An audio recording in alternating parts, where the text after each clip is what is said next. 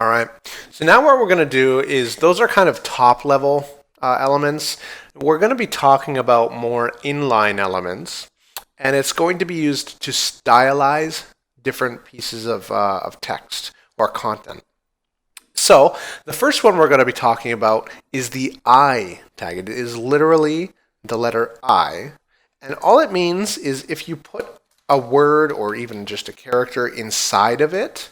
So as you can see, this is now an I element, and it wraps around the word div. What's going to happen is the word div on here is going to appear italicized, which means it's kind of slanted to the right. Along the same lines, a B element, we just wrap the word different here. B means bold, and it's going to make the font very heavy. It's going to make it thicker, as you can see. The next element we're going to be using is a P element, and this is a block element, so it's more like a div, and it's kind of a replacement for a div. Let's say you have, the need for a paragraph. And this is a series of words, blah, blah, blah.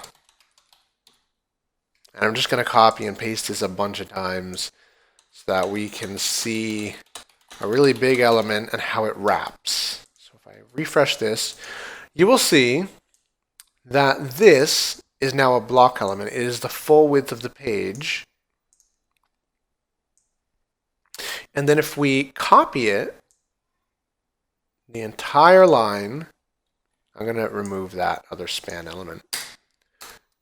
And I put that here underneath it, and I'm going to scroll left so you guys can see this a bit better. I'm going to save this. Now we have two paragraphs, and what should happen is they will display with the space of a single line between the two. So that's what a paragraph does. It adds space above and below each P element, which helps it read more like paragraphs. Now, in contrast, if you were to do that with a div, there is no space between, there's no space between, vertically between the div elements, unless you specify it, and we're not into that yet because that is CSS.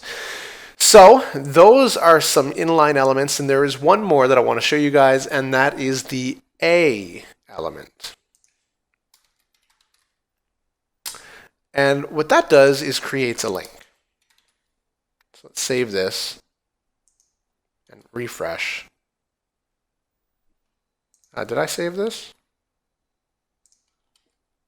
Maybe we actually need to put an href. So a link on its own doesn't do anything. What you need to do is add a property. So far we've learned about elements, and they're very simple. You just open the element, put text or content or an image or whatever within the opening and closing tags. What you can also do is specify properties. And how you do that is within the opening tag here. So I'm going to do it for the A element. You put a space, and then you type the name of the property you want to set. And this can change the appearance or functionality of certain elements. And we'll be visiting this more in the future. What we're going to do is add href, which means hypertext reference. So if this is a link, basically, it needs to point somewhere. After the property name, you put an equal sign and then quotations. There's a bit of code completion. Notice when I opened quotations, it closed it for me and put the cursor right in the middle.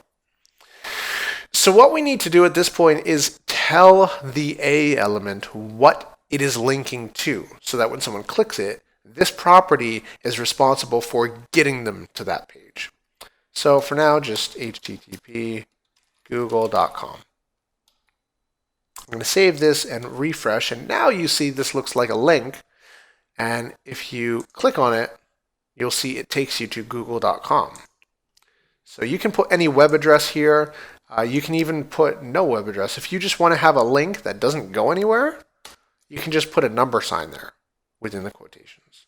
And that's setting the value of the property href to the dollar or the number sign there.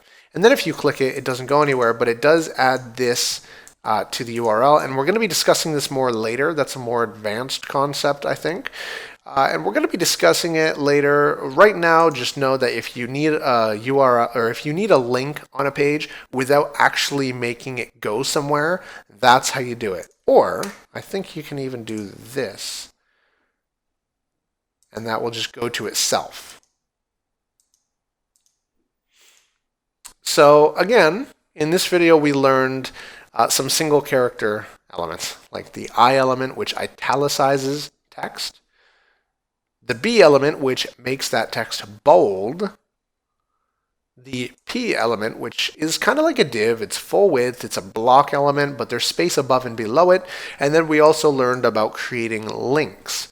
And as you guys noticed, I didn't specify, but you guys have noticed, whatever is between the opening and closing tags of the A element is what the link consists of. And this is kind of obvious because every other element follows the same. So yeah, and we also learned about a property, and we're going to be getting more into these later. I first want you guys to be comfortable with everything else I'm teaching you. And if you don't feel like you're getting it yet, don't worry, because we're going to be doing a lot of this. And I'm a firm believer that by doing, you learn. So let's continue.